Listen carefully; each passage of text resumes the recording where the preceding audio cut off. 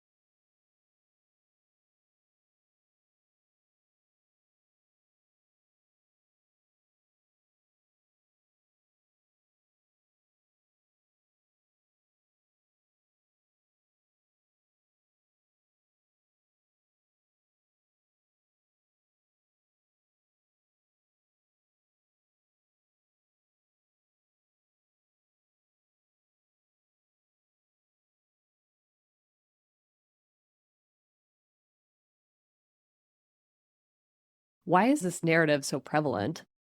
I think because renters have not, first of all, with the structure of renting as a tenure, have not had the ability to be stable unless they're living in a place that has a renter's market and they can stay as long as they want. It's also poverty. It's also the types of work that lower income people have historically done more, where it might require moving around more. So there's a lot of reasons that renters have been more mobile, perhaps. But just because they have been more mobile doesn't mean that they want to be more mobile. So I think it's really just a conflation of those two things, like what's the cause, what's the effect. 20% of tenants in Santa Monica's rent-controlled housing have lived in their homes for over 25 years. Some of the people in my study had over 40 years of tenancy. One person was actually in her apartment since before rent control was passed, which I thought was very impressive. So it really shows everyone's circumstances are different. Some people move around for whatever reason, and that they want to be able to do that, including homeowners. But transience is not an intrinsic feature of renting if it doesn't have to be. We'll be right back. What makes Next City different from other news outlets is the fact that we're solutions focused, locally based, evidence-based solutions. Because our whole thing is spreading solutions from one city to the next city. Over 45,000 people subscribe to Next City's newsletters. Readers come from city planning, from working in economic justice and community development. They might be working in transportation. Some of our favorite feedback to receive is when folks tell us that they've ended up with ideas or tools that they can use in their own line of work in a completely different city. A show about changemakers and their stories. Subscribe on Apple, Spotify, Good Pods, or anywhere you listen to your podcasts. Opponents of rent control will frequently tout out the argument that it stifles new construction, makes it really hard to put together land to build these brand new projects like you were talking about earlier, or it leads to landlords who will neglect their property maintenance because what's the point in investing because they're not going to maximize their profits.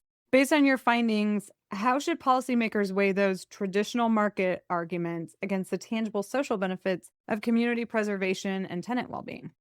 Yeah, so the argument about the stifling new construction is like a time-worn chestnut that real estate investors, the real estate investment lobby, have been saying for a long time. And there's academic literature from the economic perspective that supports that and that refutes that. So it's really not a settled question, which is also interesting. And I actually read a great article that I think came out last year, or maybe it was earlier this year, that's a meta-analysis of how research about rent control has informed policymaking. And one of the points that they make is that research that kind of flattens all of the effects of all these different rent regulation policies into one is ignoring just so much nuance and so much local context and nuance in the policy itself that it's really not, the findings aren't particularly credible or helpful. But yeah, I think more importantly, the argument really is a thinly veiled threat. And that feels very problematic to me. And it presents a false binary that policymakers, you can either continue to build housing to accommodate growing population and expanding households, or you can stabilize people who already live in your community, many of whom are the most vulnerable community members. Because of course, also people of color, disabled people, elderly, are more likely to be renters. My response to that would be don't throw tenants under the bus.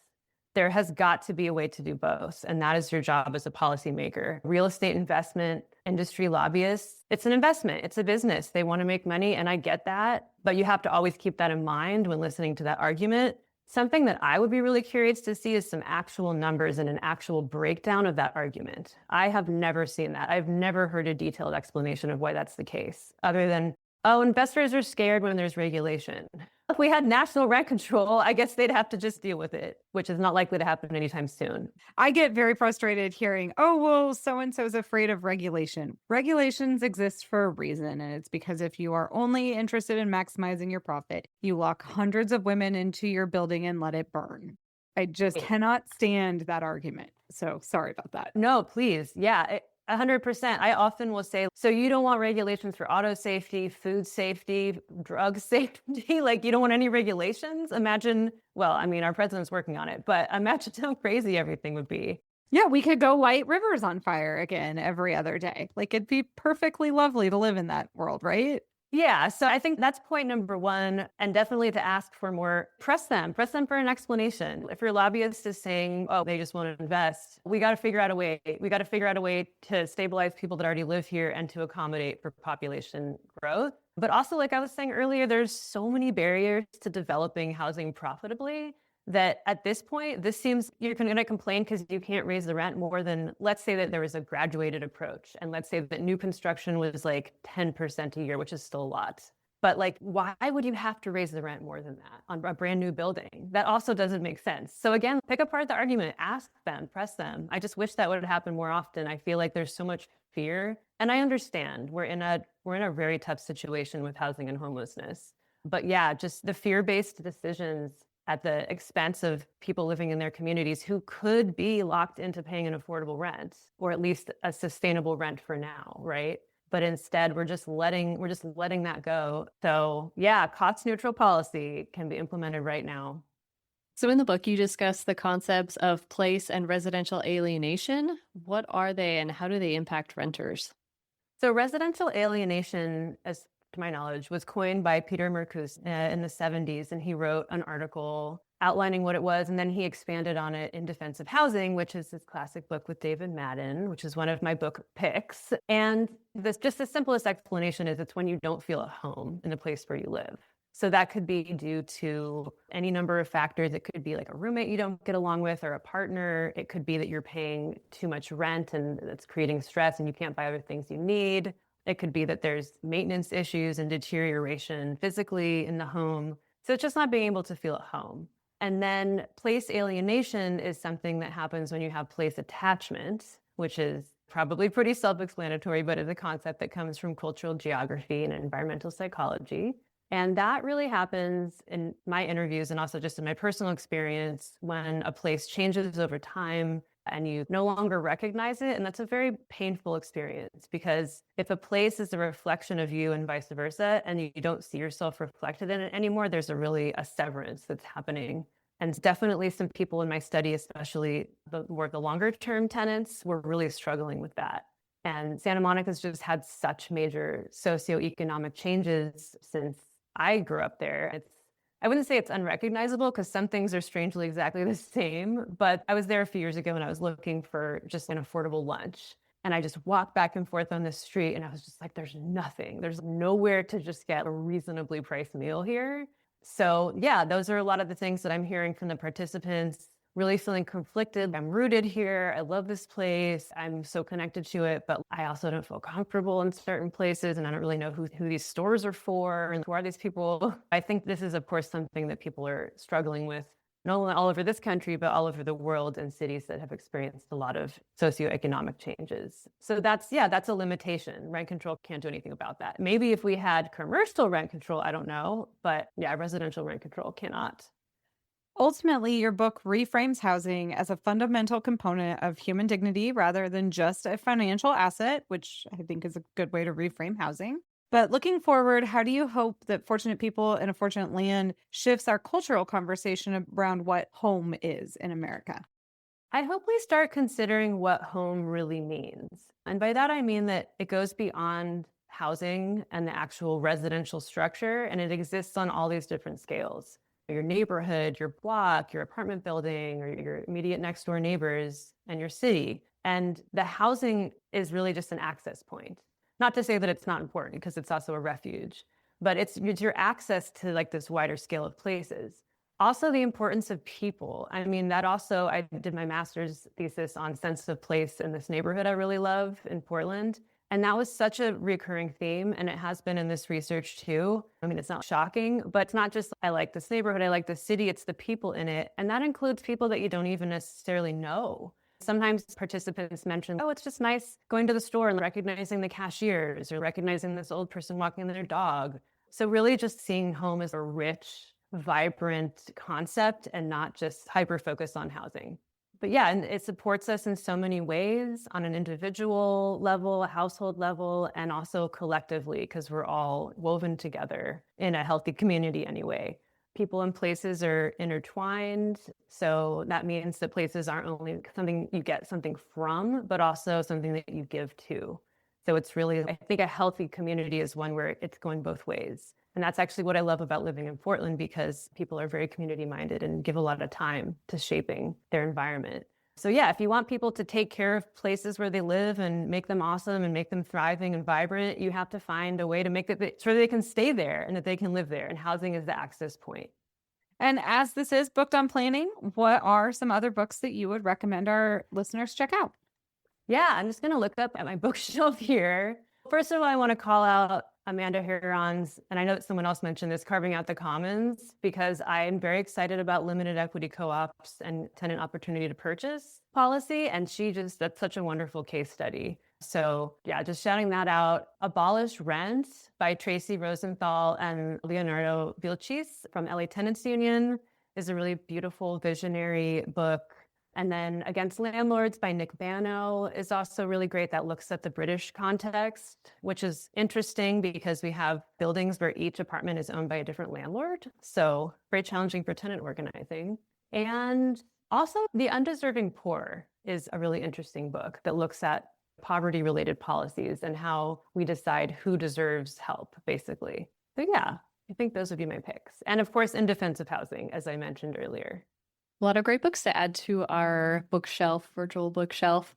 Lauren, thank you so much for joining us on the podcast today to talk about your book, Fortunate People in a Fortunate Land, at home in Santa Monica's rent-controlled housing. Thank you so much. Yeah, this was fun. We hope you enjoyed this conversation with author Lauren Everett on her book, Fortunate People in a Fortunate Land, at home in Santa Monica's rent-controlled housing. You can get your own copy through the publisher at Temple University Press by supporting your local bookstore or supporting the show through our page at bookshop.org/shop/bookedonplanning. Remember to subscribe to the show wherever you listen to podcasts, and please rate, review, and share the show. Thank you for listening, and we'll talk to you next time on Booked on Planning.